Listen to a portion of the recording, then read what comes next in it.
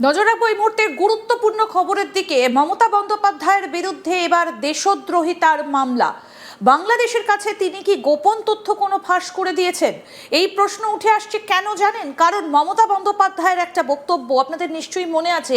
গত 2 তারিখ অর্থাৎ পরশুদিন ধর্মতলার ওয়াই চ্যানেলে তিনি ধর্নায় বসেছিলেন এবং সেখানে তার বলা কিছু বক্তব্য বাংলাদেশ কেন্দ্রিক, সেটাকে কেন্দ্র করে ইতিমধ্যেই কিন্তু তার বিরুদ্ধে এবার দেশদ্রোহিতার মামলা দায়ের হয়েছে। সেই কপি আপনাদেরকে আমরা দেখাবো, কি বলেছিলেন মমতা বন্দ্যোপাধ্যায় সেটাও আপনাদেরকে বলবো। তবে এই মুহূর্তে দাঁড়িয়ে যেটা সব থেকে বড় অভিযোগ উঠছে যে মমতা বন্দ্যোপাধ্যায়ের বিরুদ্ধে এবার দেশদ্রোহিতার মামলা। বাংলাদেশের কাছে কি দেশের গোপন তথ্য ফাঁস করেছেন, সেই প্রশ্ন উঠে আসছে। আমরা এই পুরো বিষয় নিয়ে কথা বলবো। ডিফেন্স বিশ্লেষক, বিশেষজ্ঞ এবং রাজনৈতিক বিশ্লেষক আর কে শ্রীবাস্তব আমাদের সঙ্গে রয়েছেন। স্যার, আপনাকে স্বাগত জানাই আজ তাক বাংলায়। স্যার, আমরা অবশ্যই শোনাবো মমতা বন্দ্যোপাধ্যায় কি বলেছেন, তবে তার আগে আপনার কাছ থেকে যেটা জানতে চাইবো, একজন প্রাক্তন মুখ্যমন্ত্রী হিসেবে একটা খোলা জায়গায় তিনি ধর্ণা দিচ্ছেন, সেখানে এই ধরনের মন্তব্য কি তিনি করতে পারেন? এবং অবশ্যই আমরা দেখাবো স্যার তিনি কি মন্তব্য করেছেন এবং তার বিরুদ্ধে যে মামলা দায়ের হয়েছে, যে এফআইআর দায়ের হয়েছে, কি লেখা আছে সেখানে সবটাই দেখাবো। তবে তার আগে আপনার কাছ থেকে জানতে চাইবো, আমরা অনেক আলোচনা করেছি, একাধিক প্ল্যানের কথা আমরা আলোচনা করেছি, আপনিও বলেছেন যে কি কি হয়েছিল, কি কি হবার ছিল। এই ধরনের একটা মন্তব্য একজন প্রাক্তন মুখ্যমন্ত্রী তিনি কি করতে পারেন? খুব ভালো প্রশ্নটা আপনি করেছেন। মমতা এখন suitable case for national security act, ওনাকে এনএসএ লাগিয়ে ওনাকে গ্রেফতার করা উচিত, নাহলে আমাদের রাষ্ট্রীয় সুরক্ষা, আমাদের দেশের সুরক্ষার জন্য অনেক বড় বিপদ উনি আছে। উনি হারিয়ে গেছেন, দিশাহারা, জ্ঞান হারা। উনি এই যে ওনার হার হয়েছে ওটা উনি অ্যাকসেপ্ট করতে পারছেন না, এন্ড তাই জন্য বারবার মুস্কানি দিচ্ছেন। 15 বছরের যদি ওনার ইতিহাসটা আপনি তাকান, আপনি বাংলাদেশ নিয়ে ওনার যেরকম ওনার যে কথাগুলো আছে, একদিকে পয়েন্ট করছেন উনি একটা deep state actor, important actor, and যতগুলো এই বিজেপি পাওয়ারে এসে ওনার যতগুলো প্ল্যানিং আছে ওটা শেষ খান করে দিয়েছে। তাই জন্য উনি মেন্টাল ব্যালেন্স একটা হারিয়ে ফেলেছেন, মেন্টাল ব্যালেন্স হারিয়ে ফেলেছেন মমতা ব্যানার্জি। তাই জন্যে উনি এরকম কথা বলছেন, পাবলিক ডিবেটে কথা বলছেন, পাবলিক ডোমেনে কথা বলছেন। 15 বছর পর উনি হঠাৎ করে বাংলাদেশের নামটা বললেন। কেন বলছেন? উনি তো অনেকগুলো কথা বলতে পারছেন, উনি তো বিজেপি স্টেট প্রেসিডেন্ট নিয়েও কথা বললেন, এরকম অনেকগুলো কথা হচ্ছে, কিন্তু এই স্পেসিফিক কথা কেন? কেন এই কথাটা উনি উস্কানি দিয়ে বলছেন? বিকজ উনি চান যে ওনার যে মাস্টার গুলো আছে এই বর্ডারের কাছে, বর্ডারের ওপারে বা বিশ্বে যেখানে বসে ওরা যারা এনাকে কন্ট্রোল করছে, এনাকে বলছে তুমি তো হেরে গেছো, কিন্তু বাংলাদেশ থেকে তোমার যে রিলেশন আছে, তোমার যে সিক্রেট আন্ডারস্ট্যান্ডিং আছে, ওদেরকে বলো তুমি এখনো জিন্দা আছো, তুমি এখনো ওদের লড়াই করতে থাকবে। এই তাই জন্যে আমাদের মাটি আবার বিটনেস হয়েছে একটা মীর জাফরের গ্যাং, যারা একটা নতুন দল করছে। ওরা ভেবেছে যে সব জিনিস থেকে বেরিয়ে পড়বে, ওদের উপরে যতগুলো চুরি চোর, ওদের একটা মীর জাফরের দল গতকাল একটা নতুন পার্টি তৈরি করে একটা নতুন জিনিস করেছে। এন্ড তাই জন্য এর ইম্প্যাক্ট যেটা আছে, অ্যাডভার্স ইম্প্যাক্ট যেটা আছে, এই মমতার মাথায় পড়েছে। ইনি বলছেন বাংলাদেশ নিয়ে কথা বলছেন। আর ওটা কবে হয়েছিল জানেন? ডিসেম্বর মাসের 12ই ডিসেম্বর ঢাকায়, রাইট? ওর সময় থেকে তো এনার ওর সময় তো কিছু নি মুখ খোলেননি।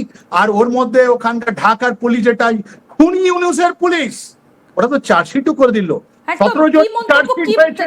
এই যে ওসমান হাদি, স্যার আপনাকে একটু থামাচ্ছি, যে ওসমান হাদি সংক্রান্ত এই যে ঘটনা, সেখানে তিনি নাম না করে পরোক্ষে অমিত শাহর দিকে আঙুল তুলছেন।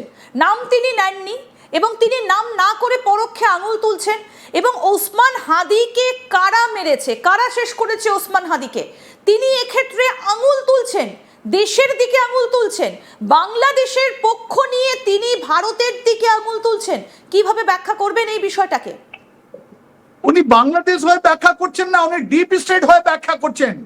উনি তো ক্রিপ্টো কারেন্সিতে আছেন। উনি ওনার যতগুলো ফাইন্যান্স আছে, ওনার ভাইপো সব ক্রিপ্টো কারেন্সিতে আছে। ওইটা তদন্ত হোক। তদন্ত হলে আপনার এই যে 60 জনের একটা মীর জাফরের নতুন দল যেটা আমাদের মাটি দেবে নেমে তুলে এসছে, ওদেরও ক্রিপ্টো কারেন্সি আছে। এদের মাস্টার গুলো কিন্তু ওদের বর্ডার নেই, এরা বর্ডারলেস স্পেসলেস পিপল, এন্ড ওদেরকে প্রোটেক্ট করার জন্য এনাকে এখন বারবার বলা হচ্ছে আপনি কিছু এরকম করুন যেতে আপনি ওদেরকে অ্যাসুরেন্স করতে পারবেন যে এতদিন 15 বছর ধরে আমরা আপনাকে তুলে ধরেছি, এখনো আছি, আমি এখন শেষ হয়নি।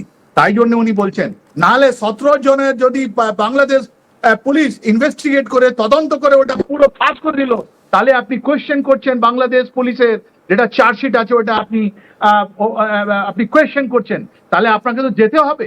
আমি তো বলবো ডিপ্লোম্যাটিক চ্যানেল থেকে বাংলাদেশকে এনাকে তুলতে হবে, এনাকে তুলে নিয়ে যেতে হবে ঢাকায়, আর এনাকে বলতে হবে কি বলা হয়েছিল, কি জানেন ইনি, ইনি একটা দুটো কথা বলে দিলে, একটা মিডিয়া সেন্সেশন করে দিলে, এটা আমাদের ন্যাশনাল সিকিউরিটি। আমরা আসবো, এই আলোচনাটায় আসবো, কি বলেছেন মমতা বন্দ্যোপাধ্যায় সেটাও আপনাদেরকে শোনাবো। তবে তার আগে আমরা এবার যেদিকে নজর রাখবো, যে কথা বলছিলাম, যে তার বিরুদ্ধে যে এফআইআর দায়ের হয়েছে তার কপি রয়েছে এক্সক্লুসিভলি আজ তাক বাংলার হাতে। কি অভিযোগ রয়েছে মমতা বন্দ্যোপাধ্যায়ের বিরুদ্ধে, কোন তথ্য ফাঁস করেছেন, আসুন সেদিকে এবার নজর রাখি।